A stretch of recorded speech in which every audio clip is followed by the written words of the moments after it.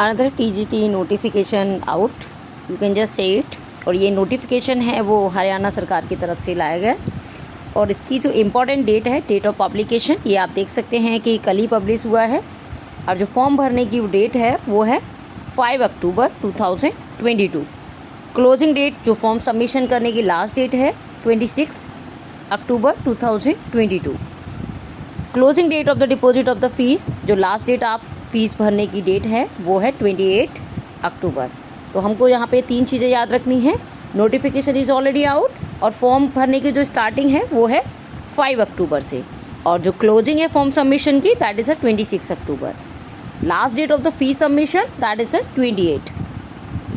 Table, we just move to the for the detail. So this is some kind of invitation of the applicant, procedure, that is the page number, it is already given. So without wasting our time, we are just scrolling down. Yes, now move to the, yes, this is our important part, invitation of the applicant. Online applications are invited for the direct recruitment and the post is 7,471, 7,441 TGT post हैं और ये different subjects में हैं। We will discuss in detail and ये official website है आपकी http://adb22022 और ये हरियाणा की वेबसाइट है। I just give the link in the comment box so you can just click on the website also. Move to the procedure. What kind of procedure we just follow it for filling the form. सबसे पहले following are the general special instruction for the applicant. ये कुछ instruction उन्होंने दिए हुए हैं कि हम कैसे अप्लाई कर सकते हैं. Apply online well the advance without waiting the last date. हमको लास्ट डेट तक वेट नहीं करना है. जैसे ही फॉर्म खुल जाते हैं we can easily fill the form and some instruction it is given there. I just give the link so you can just read it in carefully. We just discuss here only the important part. Now move to the candidate should fill the detail while filling the online application form after applying online registration. सबसे पहले आपको registration करना है, फिर आपको एक ID password generate हो जाएगा और उसके बाद आप फॉर्म को पूरी तरीके से फिल कर सकते हैं और उसके बाद पेमेंट भी आप उसी लिंक और आईडी पासवर्ड से करेंगे. और after that you can also take the print out. मतलब आप फॉर्म भरेंगे, सबसे पहले रजिस्ट्रेशन करेंगे, फिर उसके बाद में सारी डिटेल अपनी फिल करेंगे, फिर fees, then you can take the print out. So this is actually most important part in this form. And after successful submission of the application, candidates are advised to take a final print. आपको जो भी आप form fill करेंगे उसको आपका print out लेके रख लेना है, जिससे कि आगे जब कोई भी इशू क्रिएट होता है तो आप इजीली प्रिंट आउट से अपने एप्लीकेशन को फाइंड आउट कर लें. अनदर पॉइंट है चालान की, जो आप फीस भरेंगे उसकी चालान की फ़ोटोकॉपी भी आप सेव करके रख लेंगे. Hard copy of the application form along with all upload document must be brought at the time when called upon for the Haryana Staff Selection Commission documents. जब आपको इंटरव्यू के लिए बुलाया जाएगा finally after passing the exam, तब आपको ये सारी कॉपी, हार्ड कॉपी लेके जाना है. Now move to the no request for the change of any particular on the application from shall be entertained by the Haryana Staff selection commission after final submission. जब आपका after final submission हो जाएगा उसके बाद आपका उसके अंदर कोई भी चेंजेस आप नहीं कर सकते हैं. तो जब आप फॉर्म को भरें तो पूरी तरीके से डिटेल चेक करने के बाद ही आप उसको फाइनल सबमिट करें. नो ऑफलाइन एप्लीकेशन फॉर्म और copy of downloaded application form will be accepted by the Haryana staff selection commission. ये जो प्रोसेस है आपका फॉर्म फिल करने का वो सिर्फ ऑनलाइन है, ऑफलाइन नहीं भेजना है आपको. कहीं भी ऑफलाइन आपको सेंड डॉक्यूमेंट नहीं करना है. तो जो प्रोसीजर रहेगा अप्लाई करने का वो सिर्फ ऑनलाइन रहेगा. Candidates who do not fill the qualification eligibility conditions on the cut off date, it means इसके इन दिस पर्टिकुलर एडवर्टाइजमेंट उन्होंने एक क्वालिफिकेशन क्राइटेरिया डिस्कस किया हुआ है, बताया हुआ है. तो अगर आपकी वो क्राइटेरिया फुलफिल नहीं करता है तो आप फॉर्म ना भरें, अदरवाइज ये रिजेक्ट हो जाएगा. We will discuss now detail later on. The commission does not scrutinize the document at the time of submission online application and the CM are checked only the time of scrutiny. अभी आपका कोई documents check नहीं होंगे. जब आप final submit के बाद में जब क्वालिफाई कर जाते हैं तब आपके डॉक्यूमेंट्स की स्क्रूटनी की जाएगी. ये कुछ फॉर्मेट हैं जिस तरीके से हमको जैसे फ़ोटो वगैरह अपना या डॉक्यूमेंट्स वगैरह अपलोड करने हैं वो JPG फाइल में ही अपलोड करने हैं। फ़ोटो का जो लेटेस्ट फ़ोटो अपलोड करना है जो लास्ट 3 मंथ्स के अंदर ही आपका लिया गया हो। फ़ोटोग्राफ का जो कलर है, साइज़ है वो 2 इंच 2 इंच का होना चाहिए। बैकग्राउंड वाइट, ये कॉमन थिंग्स है। जो चीज़ें आप अभी तक फॉर्म भरते आ रहे हैं वो सारी चीज़ें, बस जो इंपॉर्टेंट थिंग्स है वो यहाँ पे है। फ़ोटो का जो रिजोल्यूशन है वो 600 DPI से मिनिमम होना चाहिए। तो ये आपको, अगर आपका ये फुलफ़िल नहीं होता है तो आप इजीली गूगल पे जाके चेंज इसको कर सकते हैं। DPI में ऑनलाइन हो जाता है ये। एंड अगर आपका फ़ोटो क्लियर नहीं है तो फिर आपको the photo print should be clear and with a continuous tone quality. The proper quality का फ़ोटो होना चाहिए, प्रॉपर अपलोड होना चाहिए, मतलब साइज़ भी प्रॉपर होना चाहिए जो उन्होंने बताया हुआ है आपको। Now move to the candidate must bring the same photo printed on the photo quality paper wherever asked by the commission। जब आपको बुलाया जाएगा फाइनल इंटरव्यू के लिए after passing that marks, then you have to just carry the same photograph. Now move to the important notes. Whatever important notes they are just talking about. Important note है इसके, application must be submitted in online mode, we have already discussed, and hard copy from along with the uploaded document must be brought at the time of whenever they just called for the interview। तभी आपको लेके जाना है और अभी online ही form submit करना है, offline नहीं भेजना है। Candidates are advised to fill their application form carefully and correctly। I had already told you whatever detail you are just fill it in that particular form। आप जो भी detail उसके अंदर फिल कर रहे हैं वो प्रॉपर फिल करें और एक बार फाइनल चेक होने के बाद ही उसको सबमिट करें, क्योंकि सबमिट होने के बाद कोई भी चेंजेस उसके अंदर नहीं होंगे। The decision of the commission in all the matters relating to the acceptance और the rejection of the application eligibility, suitability of the candidates, mode of the criteria selection will final binding of the candidates, no inquiry or the correspondence will be entertained in this regard। जो भी criteria और जो qualification उन्होंने declare की हैं इस form के लिए वो सब इसमें डिटेल में लिखी हुई हैं। अगर आपकी क्राइटेरिया फुलफ़िल हो रहा हो तभी आप फॉर्म फिल करें, अदरवाइज़ फॉर्म फिल ना करें। These are the some important parts and no extension for the ground level, it means you have to submit the form in particular time period only। ये some instruction है जो important है, आपको ये official link है, I'll just give in the comment box only। and candidates applying for the post must ensure that fulfill the eligibility, again वही बात है आपकी। candidates whether belong to the some reservation is already declared in that particular form also, उन्होंने कुछ reservation भी दिया हुआ है तो जो गवर्नमेंट की गाइडलाइंस है उसी के अकॉर्डिंग रिजर्वेशन फुलफ़िल होगा। ये कुछ SC BCA BC EWS ESP ये सब रिजर्व कैटेगरीज हैं।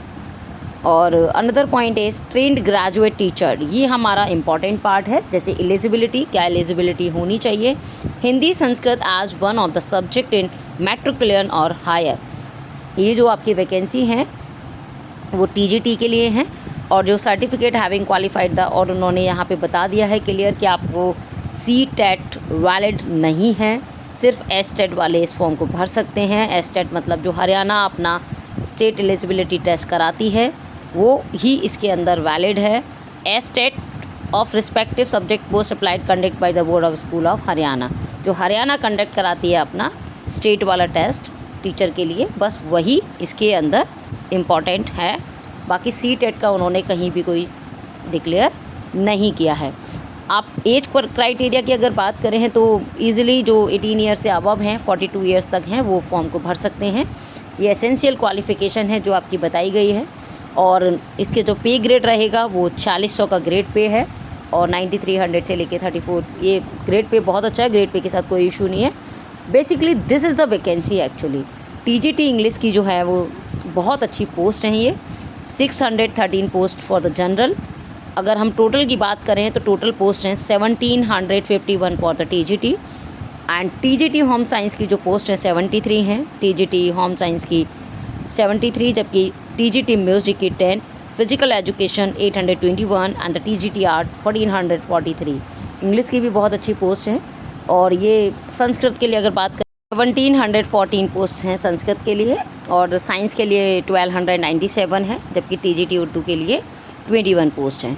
तो क्या क्राइटेरिया है इन पोस्ट को फिल करने के लिए? EWS के लिए This post is although the being the advertised but being the subject matter pending before the Honorable Supreme Court. जो EWS का क्राइटेरिया है ये थोड़ा सा कॉम्प्लिकेटेड रहेगा, तो अपना प्रॉपर डॉक्यूमेंट के साथ ये फॉर्म फिल करें। PWD रिजर्व कैटेगरी में आ जाएगा। तो अनदर पॉइंट इज़ ब्लाइंडनेस, ये सारे PWD के पूरी डिटेल दी हुई है, आप पढ़ सकते हैं। हाँ, जो मेन क्राइटेरिया है TGT के लिए, TGT के लिए क्या रिक्वायरमेंट है, एटलीस्ट 50% मार्क्स होने चाहिए आपके ग्रेजुएशन में और B.Ed की डिग्री होना मस्ट है। Same with here also 50% marks in graduation और the B.Ed degree and bachelor degree आपने अगर 4 साल वाला भी किया है तो भी चलेगा, कोई इशू नहीं है, but 50% marks is necessary. Certificate होना चाहिए आपको एस्टेट का, आई हैड ऑलरेडी टोल्ड यू, जो हरियाणा अपना टेट कंडक्ट कराती है वही सर्टिफिकेट सिर्फ यहाँ पे वैलिड है। हिंदी और Sanskrit as one the subject of the matric और द हायर एजुकेशन। आपके पास इंटर में जो आपने हाई स्कूल इंटर जो किया है उसके अंदर आपको मैट्रिक्स में क्या होना चाहिए, हिंदी या संस्कृत में से एक सब्जेक्ट होना मस्ट है। ये जो पोस्ट हैं आपकी TGT होम साइंस के लिए भी सेम वही है, ग्रेजुएशन होना चाहिए और आपका इसमें B.Ed की रिक्वायरमेंट नहीं, B.Ed है, BSc के साथ में अगर B.Ed है तो B.Ed मस्ट है। BSc होम साइंस है आपकी तो फिर कोई इशू नहीं है, 2 ईयर का एलिमेंट्री डिप्लोमा होना चाहिए। This is the actually proper detail. 50% must है BA में आपका and with B.Ed only. And अगर हम बात करें यहाँ पे म्यूज़िक की, म्यूज़िक के अंदर BA होना चाहिए एंड 2 ईयर्स का एलिमेंट्री एजुकेशन, या तो 2 साल का आपके पास डिप्लोमा होना चाहिए या B.Ed होना चाहिए, दोनों ही चलेगा। जबकि यहाँ पे अगर म्यूज़िक की बात करें तो BA में 45% एक्सेप्टेबल है, कोई इशू नहीं है। ये some detail you can just go through the detail notification for the more detail. अगर हम बात करें TGT फिजिकल एजुकेशन की, तो फिजिकल एजुकेशन के अंदर graduate with the bachelor degree of physical education, आपकी जो ग्रेजुएट है, जो BA है या आपने जो भी किया है वो ग्रेजुएशन आपका किससे होना चाहिए, फिजिकल एजुकेशन से होना चाहिए। और मैट्रिक्स विद द हिंदी और संस्कृत आपको पहले ही बताया था, 10th एंड 12th जो किससे होना चाहिए आपके, उसमें एक हिंदी या संस्कृत में से एक सब्जेक्ट होना मस्ट है। MA with Hindi as one as the also subject, अगर आपने MA या BA में हिंदी है तो भी चलेगा, कोई इशू नहीं है। एस्टेट या एस्टेट या फिर स्कूल टीचर एलिजिबिलिटी, एस्टेट में से कोई भी एक टेट होना आपके पास मस्ट है। अगर हम बात करें यहाँ पे आर्ट्स की, तो आर्ट्स में भी वही ग्रेजुएशन प्लस B.Ed 50% मार्क्स के साथ में। ये सम डिटेल है, you can just go through it. जो 714 पोस्ट हैं वो संस्कृत की हैं, संस्कृत के अंदर भी सेम ही डिटेल है, 50% मार्क्स होने चाहिए आपकी ग्रेजुएशन में एंड B.Ed होना चाहिए। Now move to the another part. ये सम क्राइटेरिया हैं TGT साइंस के लिए, 50% in graduation which 1 year B.Ed हो या आपके पास 2 ईयर का B.Ed हो या एलिमेंट्री 2 ईयर का डिप्लोमा हो, ऑल आर वैलिड। ये सम डिटेल है in the honours degree in any of the above mention, आपके पास इनमें से कोई और भी डिग्री होगी BSc के साथ तो वो वैलिड रहेगी। TGT उर्दू के लिए 50% BA में होना ज़रूरी है, एलिमेंट्री एजुकेशन मतलब B.Ed हो या आपके पास 2 साल का एलिमेंट्री एजुकेशन का डिप्लोमा हो। ये some post wise of the matric I had already told you. TGT Hindi जो पोस्ट हैं आपकी किस स्टेट में कहाँ पर कैसी पोस्ट हैं तो वो आप डिटेल में देख सकते हैं। आई just give the screenshot also and ये TGT हिंदी की जो पोस्ट हैं BA में विद 50% मार्क्स, जितनी भी पोस्ट हैं सब में एटलीस्ट 50% मार्क्स ग्रेजुएशन में होना चाहिए विद B.Ed आपने 1 साल का किया है या 2 साल का किया है, दोनों ही वैलिड है। आपके पास अगर 2 साल का एलिमेंट्री एजुकेशन है BTC लाइक दैट ओनली, तो वो भी आपका वैलिड है। This are the some detail about it and now move to the main part only. ये म्यूज़िक का डिटेल है, वही है जो हमने अभी पढ़ा था। Now I am just scrolling down some reservation part. तो relaxation of the age SC ST category के लिए जो रिलैक्सेशन है यहाँ पे as per the Haryana government, जो भी हरियाणा गवर्नमेंट ने डिसाइड किया है 3 से 5 साल का, वो यहाँ पे अपर एज वैलिड रहेगा।